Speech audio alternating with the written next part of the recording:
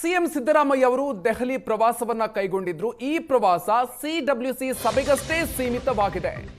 ಅಧಿಕಾರ ಹಂಚಿಕೆ ವಿಚಾರಕ್ಕೆ ಸಂಬಂಧಪಟ್ಟಂತೆ ಯಾವುದೇ ರೀತಿಯ ಚರ್ಚೆ ಕೂಡ ಆಗಿಲ್ಲ. ಸಂಪುಟ ಪುನಾರಚನೆಯ ಚರ್ಚೆಯೂ ಕೂಡ ನಡೆದಿಲ್ಲ. ಸಿಡಬ್ಲ್ಯೂಸಿ ಸಭೆಯಲ್ಲಿ ಕೇವಲ ರಾಷ್ಟ್ರ ರಾಜಕಾರಣದ ವಿಷಯಗಳಷ್ಟೇ ಚರ್ಚೆಯಾಗಿದೆ. ಹೀಗಾಗಿ ಸಚಿವ ಸ್ಥಾನದ ಮೇಲೆ ಕಣ್ಣಿಟ್ಟಿದ್ದಂತಹ ಸಿಎಂ ಬೆಂಬಲಿಗರಿಗೆ ಈ ಬಾರಿ ಕೂಡ ನಿರಾಸೆ ಆಗಿದೆ. ರಾಹುಲ್ ಗಾಂಧಿ ಅವರನ್ನ ಪ್ರತ್ಯೇಕವಾಗಿ ಭೇಟಿಯಾಗಿ ಚರ್ಚೆ ಮಾಡೋದಕ್ಕೆ ಅವಕಾಶ ಸಿಕ್ಕಿಲ್ಲ ಮುಖ್ಯಮಂತ್ರಿಗಳಿಗೆ.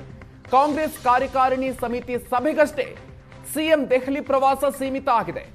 ದೆಹಲಿಯಿಂದ ಸಿಡಬ್ಲ್ಯೂಸಿ ಮೀಟಿಂಗ್ ಮುಗಿಸಿ ಬೆಂಗಳೂರಿನತ್ತ ಹೊರಟಿದ್ದಾರೆ ಸಿದ್ದರಾಮಯ್ಯನವರು. ಇವತ್ತು ರಾತ್ರಿಯ ವೇಳೆಗೆ ಬೆಂಗಳೂರನ್ನ ತಲುಪಲಿದ್ದಾರೆ ಸಿಎಂ ಸಿದ್ದರಾಮಯ್ಯ.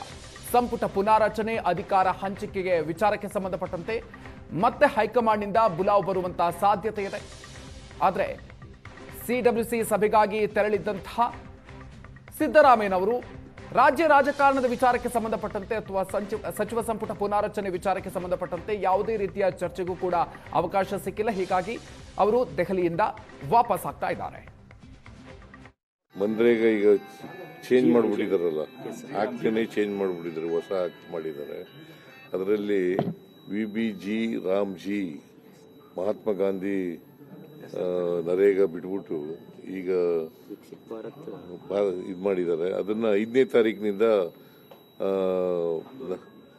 ಮನ್ರೇಗಾ ಬಚಾವ್ ಆಂದೋಲನ ಮಾಡ್ತಾ ಇದ್ದೀವಿ. ಮನ್ರೇಗಾ ಈಗ ಚೇಂಜ್ ಮಾಡಿಬಿಟ್ಟಿದಾರಲ್ಲ, ಆಕ್ಟ್ನೇ ಚೇಂಜ್ ಮಾಡಿಬಿಟ್ಟಿದ್ದಾರೆ, ಹೊಸ ಆಕ್ಟ್ ಮಾಡಿದ್ದಾರೆ.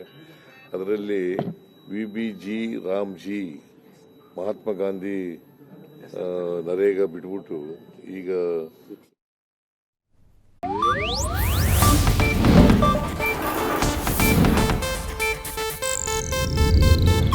ಇದು ಏಷ್ಯಾನೆಟ್ ನ್ಯೂಸ್ ನೆಟ್ವರ್ಕ್ ಪ್ರಸ್ತುತಿ.